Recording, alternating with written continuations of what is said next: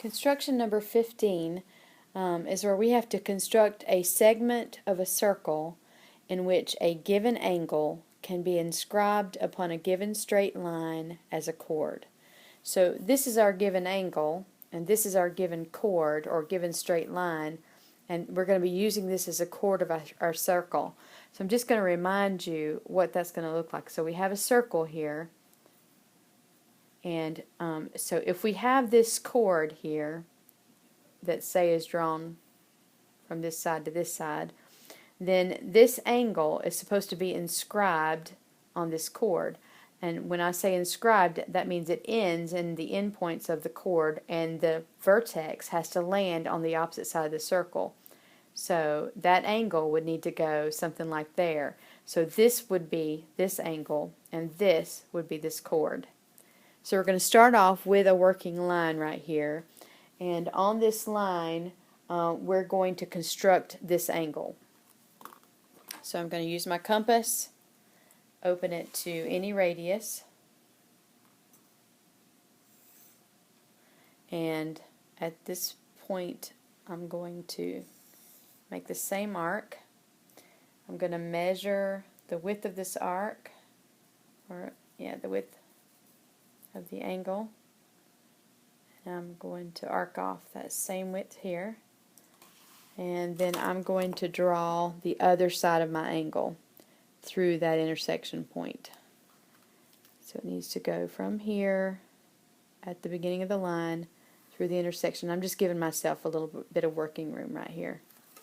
Okay, so these are both sides of this angle, and this angle is right here. Okay, that means my chord needs to come over here somewhere, because the angle is across from the chord.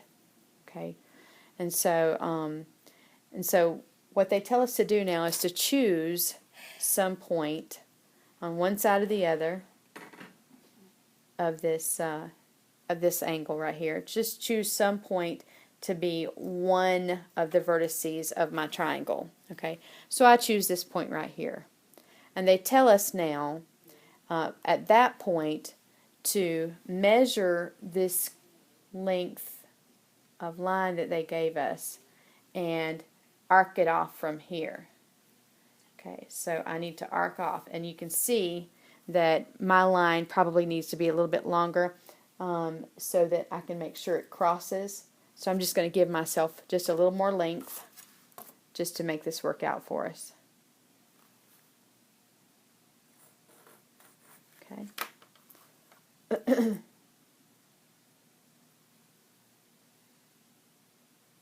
Okay. And when I arc that off, okay, this looks like it's going to be the third vertex of my triangle. So I have a triangle that goes from here to here to here, which is what I need. Okay, now I have measured my segment, and I've laid it off on the opposite side, and so now I'm going to connect these two intersection points together.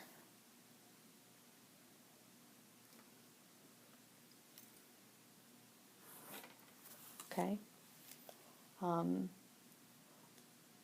Now I have to circumscribe a circle about my triangle. Okay, and if you remember back, we learned how to circumscribe a circle, and remember that means the circle is going to be on the outside here, and the way to do that is to bisect two sides of this triangle. Okay, so to bisect one side of the triangle, I'm just going to put my point at one of the vertices, and I'm going to go a little further than halfway and arc above and below. Okay, and try to keep that from confusing me. Come to this side and arc. Oh, that was nice. Above and below. It worked out to use that old line there. Okay, now we're going to go straight through those two intersection points. Okay, and I'm going to do the same thing on another side of the triangle, so I'm just going to turn my page a little and work. And I'm going to go a little further than halfway and arc above and below. And the same thing from this side.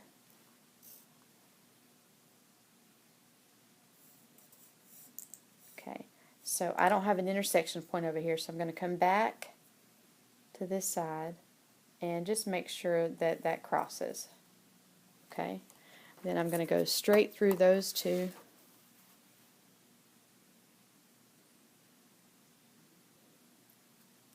Intersections, and that should be my perpendicular bisector for that side.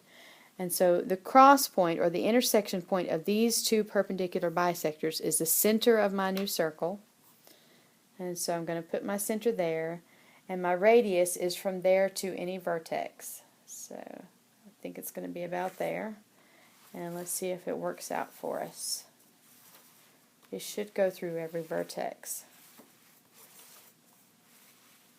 And we did it. Pretty good.